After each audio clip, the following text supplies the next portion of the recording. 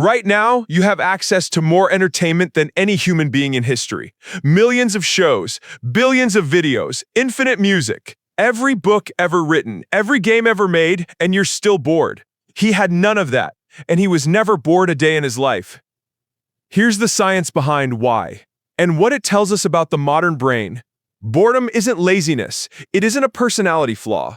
It's a neurological signal, your brain telling you that the current situation isn't worth the energy it costs to pay attention to it.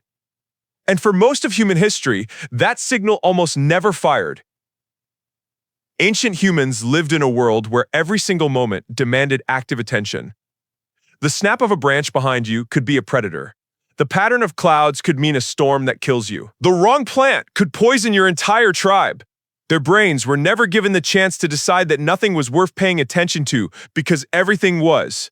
Modern humans have done the opposite. We've eliminated almost every genuine uncertainty from daily life and replaced it with routine. Same alarm, same commute, same desk, same screen, and a brain built to scan for novelty and threat. Every second of every day has been locked in a box with nothing new to find. That's boredom, not a lack of entertainment, a mismatch between the brain you inherited and the world you live in. Here's where it gets more interesting and more uncomfortable. Ancient humans' dopamine systems were calibrated to a low-stimulation world. When Wander's tribe found a new water source, his brain flooded with dopamine. When he successfully tracked an animal for 3 hours, the payoff felt enormous. When someone told a story around the fire at night, it held his complete, undivided attention. Because nothing had ever competed with it. His baseline was low. His rewards felt huge. Modern humans have spent decades building machines, specifically designed to trigger dopamine spikes as frequently as possible.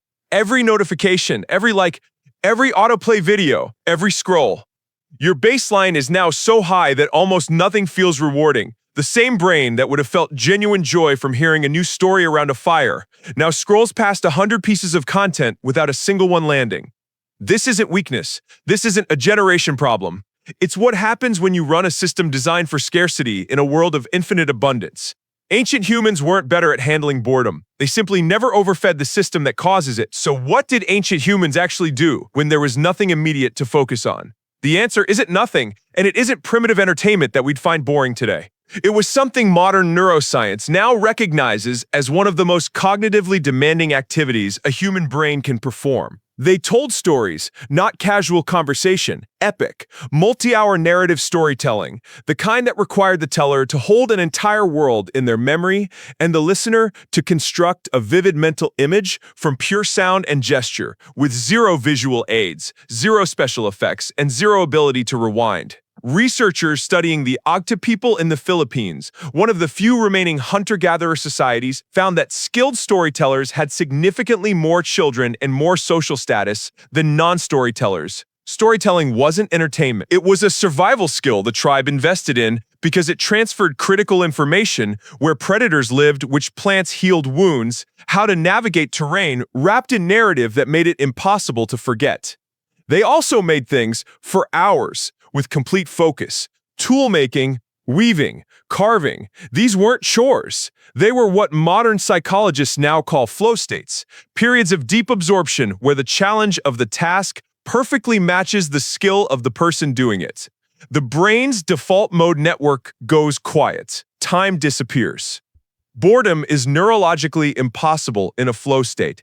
Ancient humans spent hours every day in flow states we now have to schedule deliberately and protect from our phones. There's one specific ancient behavior that researchers have studied closely enough to have a name for it: the night fire effect. Anthropologist Polly Wiesner spent decades studying the Juhoansi Sand people of the Kalahari, a hunter-gatherer society.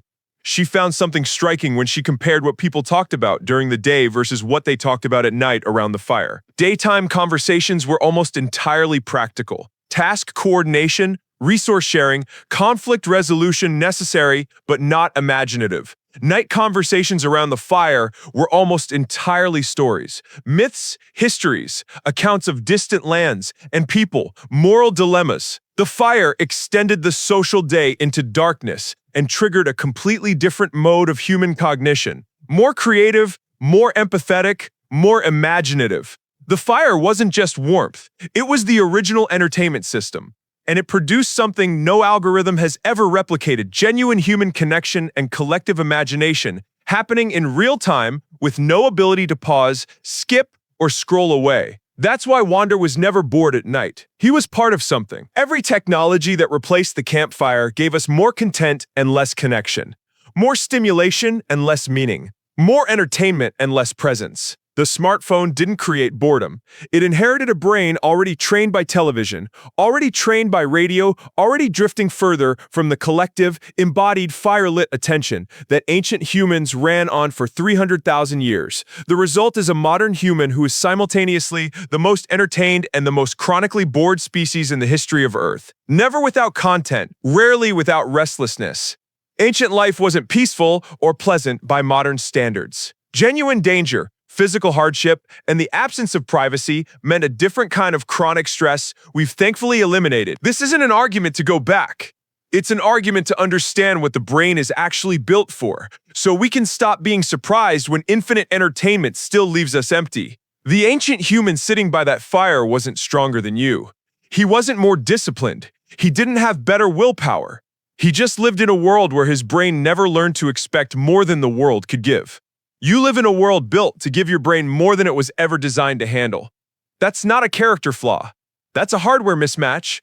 300,000-year-old software running on a 2026 operating system. And the first step to fixing it is understanding what you're actually dealing with. If you want more of these stories about what ancient humans did that modern science is only now proving we got wrong,